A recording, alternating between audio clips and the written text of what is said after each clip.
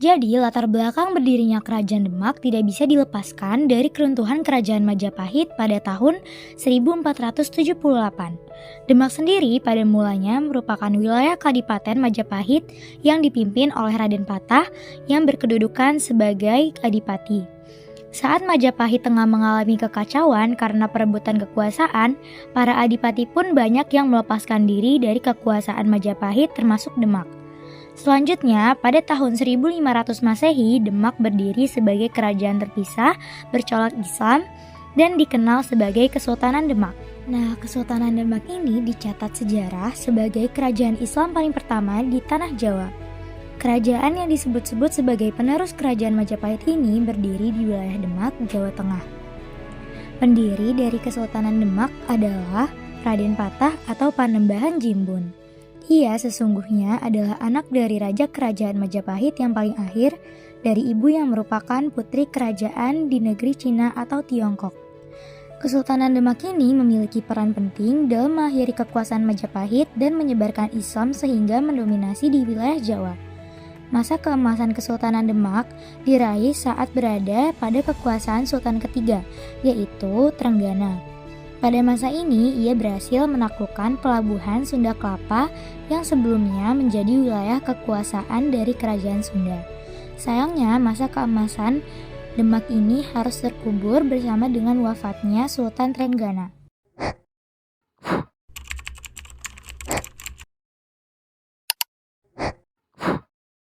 Sultan Kesultanan Demak. Raden Patah adalah pendiri dan Sultan pertama Kesultanan Demak.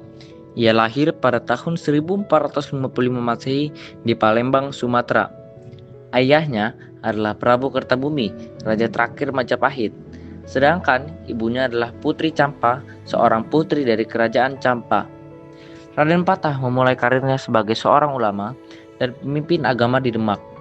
Ia kemudian menjadi seorang pemimpin politik yang berpengaruh di Jawa dan memutuskan untuk mendirikan kerajaan sendiri di Demak.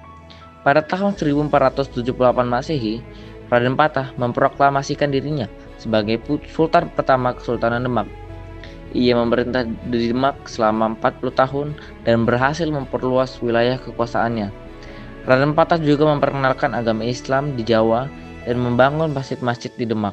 Lalu yang memerintah pada masa kejayaan adalah Sultan Trenggana. Sultan Trenggana adalah Sultan ketiga Kesultanan Demak yang memerintah dari tahun 1521 hingga 1546. Ia lahir pada tahun 1488 Masehi di Demak, Jawa Tengah. Ayahnya adalah Raden Patah, Sultan pertama Kesultanan Demak. Sultan Trenggana memulai karirnya sebagai seorang panglima di Demak. Ia kemudian menjadi seorang pemimpin politik yang berpengaruh di Jawa dan memutuskan untuk mengambil alih kekuasaan di Demak. Pada tahun 1521, Sultan Trenggana memproklamasikan dirinya sebagai Sultan ketiga Kesultanan Demak. Ia memerintah Demak selama 25 tahun dan berhasil menguasai sebagian besar wilayah Jawa. Sultan Trenggana juga memperkuat kekuatan militernya dan memperluas wilayah kekuasaannya melalui penaklukan. Yang memerintah pada masa keruntuhan adalah Arya Penangsang. Arya Penangsang adalah Sultan kelima Kesultanan Demak yang memerintah dari tahun 1547 hingga 1554. Ia lahir pada tahun 1520 Masehi di Demak, Jawa Tengah. Ayahnya adalah Sultan Trenggana, Sultan ketiga Kesultanan Demak. Seperti ayahnya, Arya Penangsang memulai karirnya sebagai seorang panglima perang di Demak.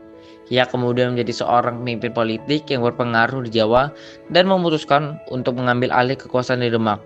Pada tahun 1547, Arya Penangsang memproklamasikan dirinya sebagai Sultan kelima Kesultanan Demak. Ia memerintah selama 7 tahun dan mengalami kemunduran. Arya Penangsang lalu dibunuh oleh Jaka Tingkir yang kemudian menjadi Sultan pertama Kesultanan Pajang.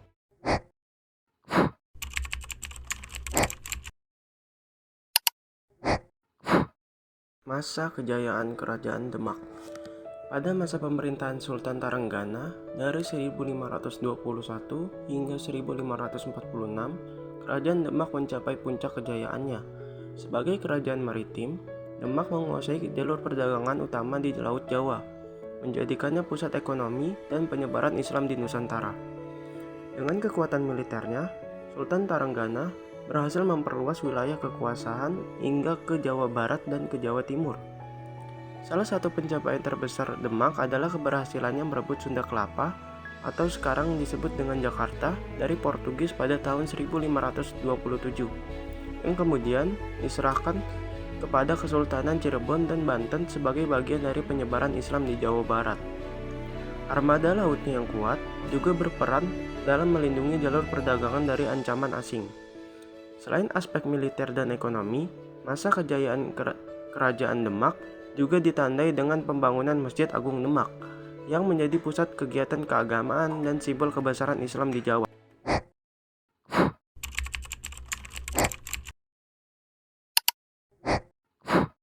Oke, selanjutnya kondisi ekonomi Kerajaan Demak. Jadi gini, Demak itu dulunya punya ekonomi yang lumayan solid, terutama di awal berdirinya. Mereka ini pusat perdagangan maritim yang strategis banget di pesisir utara Jawa. Waktu Malaka jatuh ke Portugis tahun 1511, banyak pedagang yang tadinya ke Malaka akhirnya beralih ke pelabuhan-pelabuhan lain, termasuk Demak. Ini bikin perdagangan di sana tuh makin rame. Berikut adalah faktor-faktor yang mempengaruhi ekonomi yang ada di Demak. Yang pertama itu perdagangan dan pajak pelabuhan. Demak berkembang pesat karena perdagangan antar pulau dan internasional. Pedagang dari Arab, Gujarat, dan Cina dan daerah Nusantara lainnya sering singgah di sana buat jual beli barang kayak rempah-rempah, tekstil, dan hasil bumi. Nah, dari aktivitas ini, kerajaan bisa dapat pemasukan dari pajak pelabuhan dan transaksi dagang. 2. Pertanian yang subur. Meskipun Demak kota pesisir, mereka juga punya daerah pertanian yang subur di sekitarnya, seperti Pati, Jepara, dan daerah pedalaman lainnya. Beras jadi komoditas utama yang mereka hasilkan dan diperjualbelikan ke daerah lain. Dengan stok beras yang cukup, Demak juga bisa memenuhi kebutuhan pangan rakyatnya sendiri tanpa harus bergantung ke kerajaan lain. Yang ketiga, industri pembuatan kapal. Di Jepara yang waktu itu masih bagian dari wilayah Demak, ada industri pembuatan kapal yang lumayan maju. Mereka bikin kapal buat perdagangan, tapi juga buat perang. Ini penting banget buat kerajaan maritim kayak Demak. Soalnya mereka juga sering berkonflik sama Portugis dan kerajaan lain di Jawa. Yang keempat, kerajinan dan industri rumah tangga. Selain kapal, masyarakat Demak juga punya industri lain, kayak pembuatan kain tenun, tembikar, dan peralatan pertanian. Barang-barang ini nggak cuma dipakai sendiri, tapi juga diperdagangkan ke wilayah lain. Jadi, ada roda ekonomi yang muter di dalam kerajaan.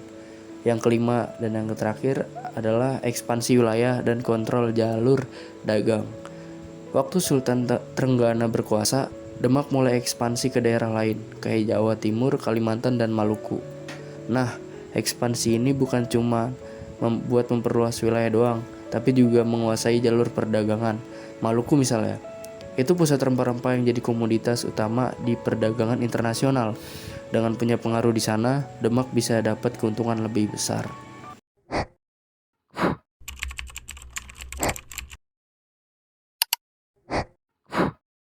Kondisi sosial budaya Kerajaan Demak. Kerajaan Demak membawa perubahan besar dalam struktur sosial dan budaya masyarakat Jawa. Sebagai kerajaan Islam pertama di Jawa, Demak aktif dalam menyebarkan ajaran Islam melalui dakwah, pendidikan, dan juga kesenian. Yang pertama, ada proses Islamisasi masyarakat. Demak menjadi pusat penyebaran Islam menggantikan pengaruh Hindu-Buddha yang sebelumnya mendominasi.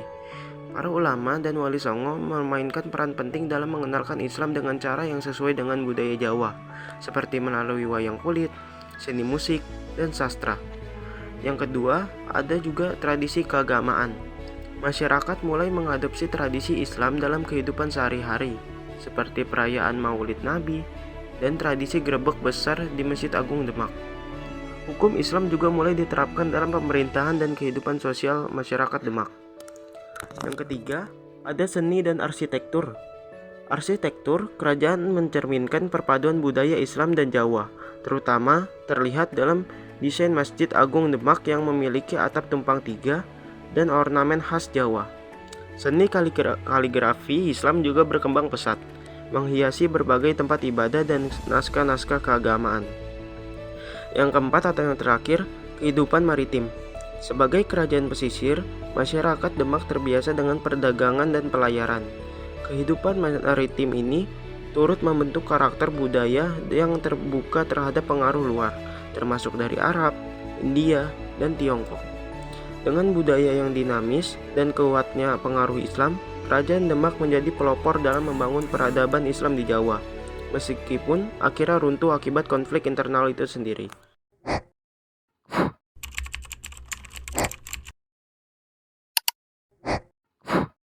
Kesultanan Demak yang pernah menjadi pusat kekuasaan Islam di Jawa mengalami kehancuran bukan karena serangan musuh dari luar, tetapi akibat ambisi, pengkhianatan, dan perang saudara di dalam istana. Segalanya bermula pada tahun 1546 ketika Sultan Trenggana, penguasa terbesar Demak, gugur dalam ekspedisi militer ke Panerukan. Kematian sang sultan menciptakan kekosongan kekuasaan yang segera berubah menjadi perebutan tahta berdarah. Sunan Prawoto, putra Trenggana, naik tahta, tetapi keabsahannya dipertanyakan oleh Arya Penangsang, Adipati Jipang yang juga keturunan Raden Patah. Didorong oleh dendam atas kematian ayahnya, Pangeran Sekar Sedalepan, yang dibunuh oleh Sunan Prawoto, Arya Penangsang melancarkan aksi balas dendam. Tahun 1549, ia mengirim pembunuh bayaran untuk menghabisi Sunan Prawoto, merebut tahta dan menguasai Demak. Namun kekuasaan Arya Penangsang tidak berjalan mulus.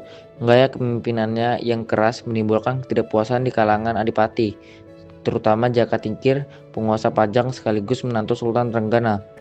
Jaka Tingkir bersama sekutunya Ki Ageng Pemanahan, Sutawijaya, dan Adipati Madiun merencanakan pemberontakan untuk menggulingkan Arya Penangsang. Perang pun tak terelakkan. Dalam duel terakhirnya, Arya Penangsang yang dikenal gagah berani akhirnya tewas di tangan pasukan Jaka Tingkir. Dengan kematiannya, Demak kehilangan pemimpin terakhirnya dan kesultanan yang pernah berjaya itu pun runtuh. Tidak ingin mempertahankan Demak sebagai pusat kekuasaan, Jaka Tingkir memilih untuk memindahkan pemerintahan ke Pajang pada tahun 1568, menandai akhir dari Kesultanan Demak dan awal dari babak baru dalam sejarah kerajaan Islam di Jawa.